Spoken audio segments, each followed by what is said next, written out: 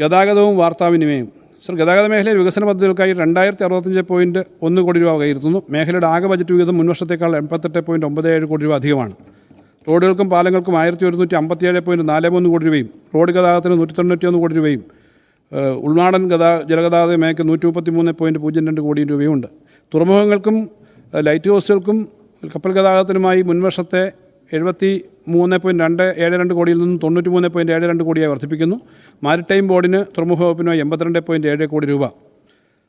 Sir, Azhikkal, Veppur, കൊല്ലം, വിഴിഞ്ഞം, പൊന്നാനി, ആലപ്പുഴ, കൊടുങ്ങല്ലൂർ, വലിയ തലശ്ശേരി, വലിയതുറ, കണ്ണൂർ, കാസർഗോഡ് എന്നീ നോൺ മേജർ തുറമുഖങ്ങളുടെ വികസനത്തിന് 65 കോടി രൂപ വകയിരുത്തുന്നു. സാഗർമാല പദ്ധതി. കൊല്ലം തുറമുഖത്തെ ഇമിഗ്രേഷൻ ചെക്ക് പോയിൻ്റായിട്ട് പ്രഖ്യാപിച്ചിട്ടുണ്ട്. സാഗർമാല പദ്ധതിയിൽ ഉൾപ്പെടുത്തി 101 മീറ്റർ നീളമുള്ള പാസഞ്ചർ ബർത്തിൻ്റെ നിർമ്മാണം പൂർത്തീകരിച്ചിട്ടുണ്ട്. കൊൽക്കത്ത മത്സ്യബന്ധന ബോട്ടുകൾ, ഹൗസ് ബോട്ടുകൾ എന്നിവയുടെ ഷിപ്പ് റിപ്പയറിംഗ് യൂണിറ്റും തുറമുഖത്തൊരു ഫ്ലോട്ടിംഗ് ഡ്രൈ ഡോക്കും സാഗർമാലയിൽ ഉൾപ്പെടുത്തി നടപ്പിലാക്കുന്നതിനുള്ള നടപടി സ്വീകരിക്കും. കേരളത്തിലെ തുറമുഖങ്ങളിൽ നിഷ്ക്രിയമായി കിടക്കുന്ന വിലപിടിപ്പുള്ള ആസ്തികൾ, ഭൂമിയും കെട്ടിടം ഉൾപ്പെടെ സ്വകാര്യ പങ്കാളിത്തത്തോടെ വികസിപ്പിച്ചെടുക്കുന്നതിന് വേണ്ടി ആലോചിച്ചിട്ടുണ്ട്. ഗൾഫ് മേഖലയിൽ നിന്നും കേരളത്തിലേക്ക് യാത്രാക്കപ്പൽ ആരംഭിക്കുന്നതിനുള്ള താൽപ്പര്യപത്രം ക്ഷണിച്ച് തുടർ നടപടികൾ സ്വീകരിക്കുന്നു. യാത്രാക്കപ്പലുകളും ക്രൂയിസ് കപ്പലുകളും ഉല്ലാസ നൗകകളും കൂടുതലായി വാണിജ്യാടിസ്ഥാനത്തിൽ വരുന്നതിന് VGF ആയി 10 കോടി രൂപ വകയിരുത്തുന്നു.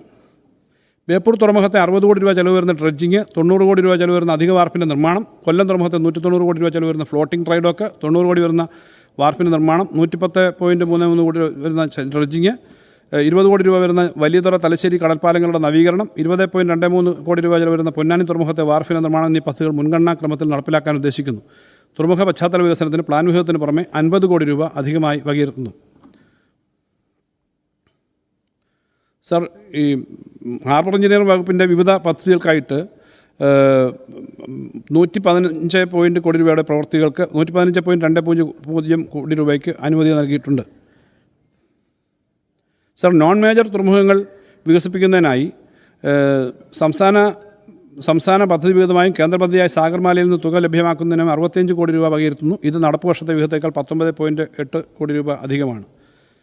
സർ, തിരുവനന്തപുരത്തെ outer ring road, Ernakulam bypass, Kollam Chenkotta greenfield എന്നീ ദേശീയപാതകൾക്ക് മാത്രമായി 2370 കോടി രൂപയുടെ സാമ്പത്തിക ബാധ്യതയാണ് കേരളം ഏറ്റെടുത്തിട്ടുള്ളത്. കേരളത്തിൻ്റെ കാർഷിക മേഖലയ്ക്കും വ്യാപാര മേഖലയ്ക്കും ടൂറിസം മേഖലയ്ക്കും വലിയ കുതിച്ചാട്ടം ഉണ്ടാക്കാൻ പോകുന്ന വയനാട് തുരങ്കപാതയ്ക്കായിട്ട് 2134 കോടി രൂപയാണ് നമ്മൾ സംസ്ഥാനം മാറ്റിവെക്കുന്നത്. സർ, സംസ്ഥാനത്ത് പൊതുമരാമത്ത് വകുപ്പിന് കീഴിലുള്ള 29,522 കിലോമീറ്റർ റോഡിൽ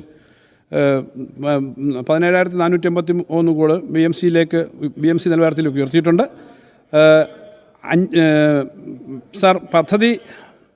സർ, പൊതുമരാമത്തിൻ്റെ വിവിധ സംസ്ഥാന പാതകൾ അടക്കമുള്ള എല്ലാ ഡീറ്റെയിൽസിലേക്കും പോകുന്നില്ല. പിന്നെ ഇത് എല്ലാ പ്ലാനിനകത്തുള്ള എല്ലാം ഓരോന്നും വായിക്കേണ്ടതില്ലെന്ന് തോന്നുന്നു ഞാൻ. സാർ, സംസ്ഥാനത്ത് DSR പുതുക്കി നിശ്ചയിക്കുന്നു. സാർ, പൊതുമരാമത്ത് വകുപ്പിൻ്റെ റേറ്റുകൾ 2018 DSRൽ നിന്നും 2021 ഷെഡ്യൂളിലേക്ക് അടിയന്തരമായിട്ട് പുതുക്കി നിശ്ചയിക്കും എന്നുള്ളത് പിന്നെ ഇവിടെ അറിയിക്കാം. സാർ, ശബരിമല റോഡ് പദ്ധതി കണ്ണൂർ, കോഴിക്കോട്, ആലപ്പുഴ, കൊല്ലം, തിരുവനന്തപുരം എന്നീ 5 നഗരങ്ങളിലെ പ്രധാനപ്പെട്ട പദ്ധതി.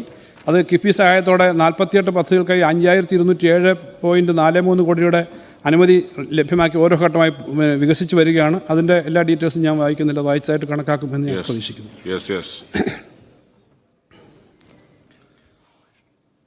സാർ, പൊതുമരാമത്ത് വകുപ്പിലെ പാലങ്ങളുടെ വളരെ ഡീറ്റെയിൽസ് ഉണ്ട്. സംസ്ഥാനത്ത് ദേശീയപാതകൾക്കായിട്ട് 508.5 കോടി രൂപയ്ക്ക് 403 കിലോമീറ്റർ ദൈർഘ്യമുള്ള 30 റോഡുകൾ മെച്ചപ്പെടുത്തുന്ന പ്രവർത്തനം നടക്കുന്നുണ്ട്.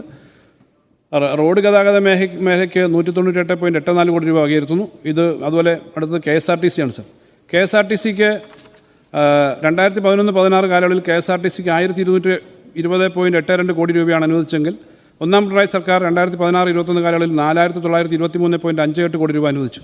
അതായത് 4 ഇരട്ടി കൂടുതൽ അനുവദിച്ചു. തുടർഭരണം കിട്ടി ഈ സർക്കാർ ഭരണത്തിലേറി നാളിതുവരെ 6864.22 കോടി രൂപ KSRTCക്ക് അനുവദിച്ച് നൽകിയിട്ടുണ്ട്.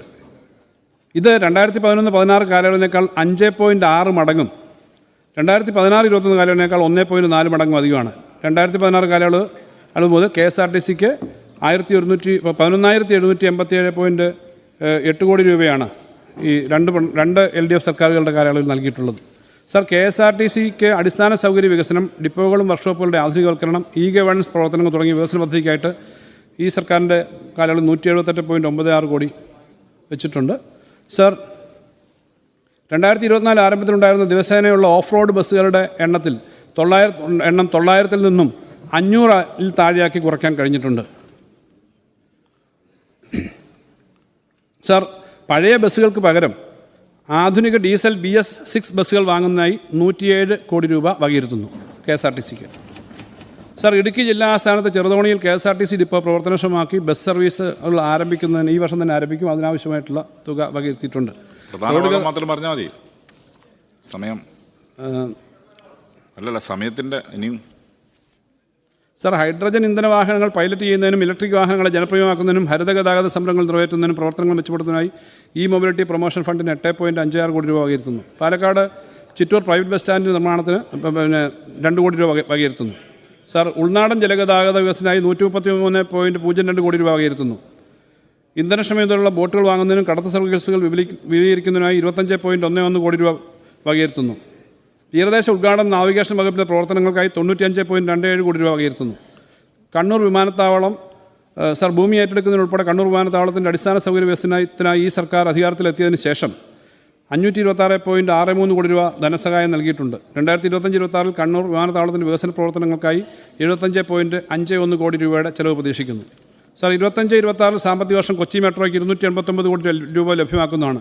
കൊച്ചി മെട്രോ ഫേസ് 2-നുള്ള പദ്ധതി തയ്യാറാക്കുന്നതിന് നടപടി സ്വീകരിച്ചു വരുന്നു.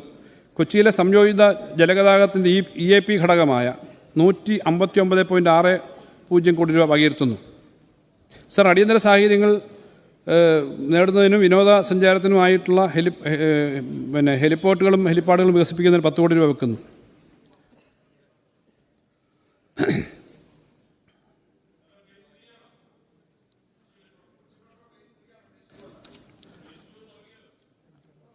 അതിൻ്റെ എക്സ്റ്റൻഷൻ വിനോദസഞ്ചാരം ടൂറിസം വരുമാനത്തിൻ്റെ കാര്യത്തിൽ കേരളം കോവിഡിന് മുമ്പുള്ളതിൽ തുല്യമായ നിലയിലെത്തി. സർ, 2023-ൽ 43,647 കോടി രൂപയാണ് ടൂറിസം മേഖലയിലെ വരുമാനം. ടൂറിസം മേഖലയ്ക്ക് ആകെ 385.02 കോടി രൂപ ഉയർത്തുന്നു. ഇത് മുൻ വർഷത്തേക്കാൾ 33.6 കോടി രൂപ അധികമാണ്.